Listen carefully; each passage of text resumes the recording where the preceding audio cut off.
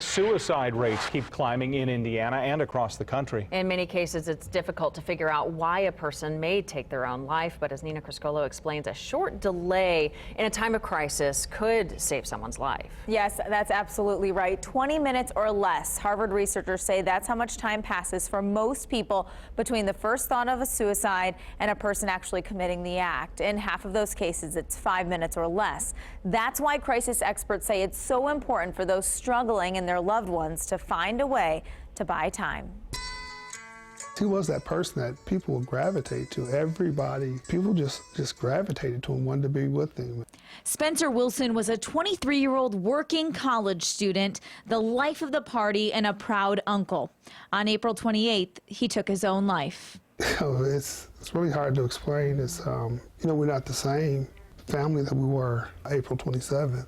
Spencer's friends and family don't recall any signs that he was considering suicide. Was he struggling for 1 day, 10 days, his life?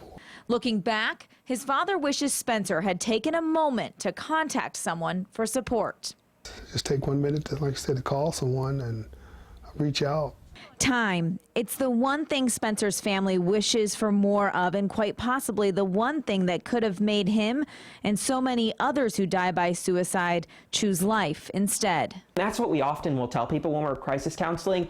Are you alone with these thoughts? Maybe put the gun down, put the knife away, and go take a walk or something, because just that short amount of time can really change your mind. Chris Adams works as a crisis counselor, which means he's one of the people who sits on the other end of the hotline, waiting to help people in their darkest moments. I really wanted to kill myself, almost did, but feel like I've been given a second chance. And one of the things I feel like I've been given that for is to really help other people.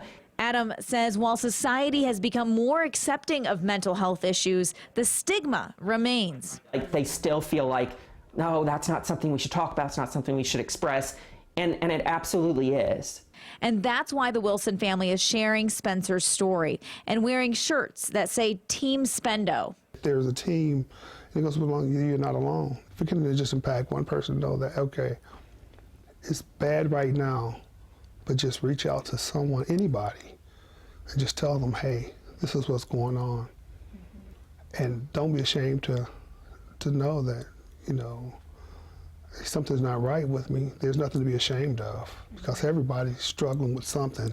Send a text, make a phone call, because buying time may be enough to save your life. If you are struggling with thoughts of suicide, you can call the National Suicide Prevention Hotline at 1-800-273-8255. You can also use that crisis text line by messaging HOME to 741-741. Scott? Difficult topic, but profoundly important information. Nina, thank you.